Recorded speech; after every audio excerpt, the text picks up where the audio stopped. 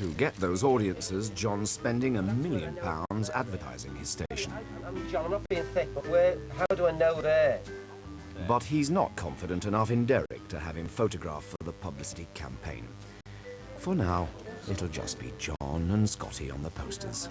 So you're outrageous and outspoken, are you, Scotty? I'm slightly, yes. So only slightly? Only the best advertising agency will do for John. He's gone to the one that came up with have a break, have a Kit Kat. It's 105 FM, that's important, yeah? And this is the one I've picked, which is Century Radio, 105 FM. Funny, you bet your FM life, right? Because we applied it to a couple of ads, specifically for Scotty. I'm on FM and I'm not PC. Outrageous and outspoken. Scotty McClue every evening from 10 PM. Century Radio. Controversial, you bet your FM life. And the idea, the flexibility of this line, and I know that's the kind of thing you like, is that you can precede the line, you bet your FM life, with anything, you know, controversial, outrageous, popular, funny, witty, outspoken. Okay, and I think that's got some legs. I just think that you bet your FM life is rude. I don't see it as being rude. I see it as being kind of cheeky, as being impudent, really, and a bit it's very tongue-in-cheek. I can't live with you bet your FM life. I mean, I just think that FM says the F word. Surely you can come up with a line that says what you've wanted to say, but it's something I can live with. There's no way that a bus company or a TV company or a poster company would allow their ideas to go up on poster sites. So, you know, we're having to tone those down, such as Derek Hatton, mass debate at 1 o'clock. Well, as much as we think that's a humorous line, I cannot see a bus company allowing mass debate with Derek Hatton at 1 o'clock going on the back of their buses. So I think that it's rude. With money pouring out, John's sales team are frantically selling airtime to advertisers ready for the moment the station goes on the air. I have to get the listeners, count them, and then sell them. The more numbers we deliver, the more money we make. It's as simple as that. Hi mate, it's Dana Century. But official audience figures won't be out for 6 months. For now, they'll have to convince potential advertisers they'll reach their target audience. Obviously, the surge in listeners from day one. And obviously, we've spoken about the campaign. So, but it is a bargain. The total cost for the 3 weeks of activity is just over £15,000 plus VAT. I can't believe that, you know, a 3-week campaign on a new radio station will deliver the volumes of sales that I would need. Right. I'll give you 10 grand for the campaign. 10 grand? Yeah. You know, 10 grand, there's no way we can go down to that sort of figure.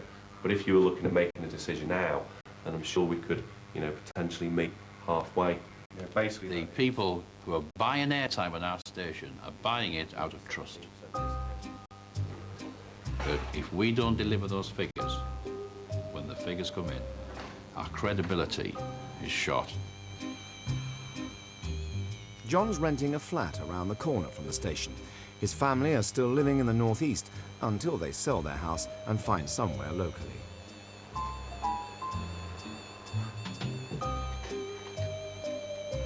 You do miss the wife and kids and telling them everything that's gone on today. That's what you miss, is that you'll never guess what's happened today. Sales had a really good day today. So, looks like we're going to hit target for September. And did some training with Derek Hatton today. It was entertaining, eh? This is the biggest license the radio authority's ever given. And if this radio station doesn't work, I'll struggle to get a job in Iceland. Right, take a level on your mic. ABC, egg and bacon, fried bread, tomatoes. You've got to open your mic first, man.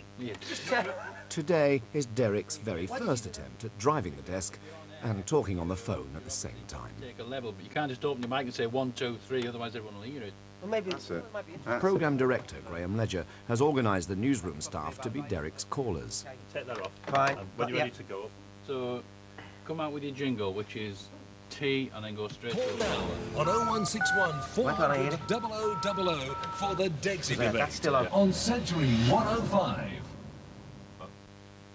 Oh, we're doing it now? Yeah. Sorry, I thought we were just playing with that one, sorry. So start off, press your caller to air, so they're ready to go. No, you haven't started yet. Press your caller on air. Right. Press your jingle, then start. Call now on 0161 400 0000 for the Degsy debate on Century 105. Mandy, line one, how are you, love? Hello, I'm alright, thank you. Good. You had a nice day? Yeah, not bad. Only not bad? Yeah. Anyway, enough of that. What are you on for? Well, it's about Bill Clinton. I know that everyone keeps going on about him, all the other stuff that he's been up to and everything. I mean, do you care what he's been up to? No, I don't. Do you think most people care? No. Do you think he cares? I think he cares on a personal level, yeah. Do you? He should get sacked. He should get sacked for picking that Monica Lewinsky. I mean, did you see her get out that cab? Oh, it put you off your breakfast. OK, Mandy, thanks very much. We'll go now to line 2 to Steve. Steve, what do you think about what Mandy just said? I could just hear music and then somebody whispering. I thought it was you. Hello, Steve. Hello. What's up with you? Where are you from? Right. When the first caller was on, right, you're too quick to have your say. The primary aim for you is to decide what your view is. And you need to give yourself time to understand what his point is. Otherwise, he can make you look a right tit by he giving his point of view, and then he's going to say to you at the end, well, that's not what I meant. So find out what his point is before you move on. Don't worry about this. The only time you think about this is when you're switching from one caller to another. But I've got to worry about it because I've got to get it right. You've got to get it right, yes. And I will, by the way. I know you will. Otherwise, you won't be on. Oh, hey!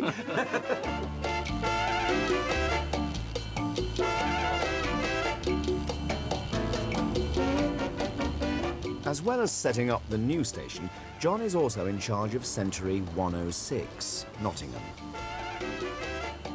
He's worried because their all-important audience figures are too low, and he's heading south to pay them a visit.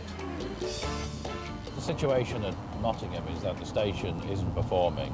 It's should be now, after 12, 13 months on the air, 11, 12 or 13%, and it's now at 7%. So we've just got to go down and put some showbiz into the output and lift the audience. Century 106. Century in Nottingham is a dream that didn't go well enough for Group Chief Myers. The old management has moved out and John's moved in and sacked nearly all the presenters. There's a new sound to Century 106 from this coming Monday morning. Century 106. The receptionist said to me, every time I come, someone gets sacked. And so every time I walk through the door, I think, who's going today? And I, it's quite upsetting really, because I don't like to work like that. But if they're not part of the solution, they're part of the problem. And so for the last few days, it's like the Grim Reaper. Liz Jepson, one of the few originals, presents the religious programmes on Sunday mornings. Sunday mornings, God and Century 106. What do you think? Right. I'm going to stay with God. This doesn't well, sound... that's good. Yeah, stay with God. All right. Good. Yeah. I'm going to stay with God, and we're going to condense it a lot. And so I just want to change the whole feel to it. What I want to do is to make the breakfast presenter responsible for that part of the show, which means that they'll jack up the religious bit. Yeah. And so it's really the where you fit in it, because I can't find a place for you. I have a problem on many levels with that, because where's your breakfast presenter going to get any contacts from? And I'm glad you're keeping something in there. I'm not saying I don't want it in there. I'm saying don't make it look stupid and make Century 106 look stupid, because it's done in a way which patronises religion, or you get a presenter on there who doesn't know anything about it. The presenter doesn't need to be greatly informed about religion to do a religious slot. I mean, I don't need to know a great deal about cars to talk to a mechanic. The bottom line is, what you're doing now at that particular time of day, nobody listens.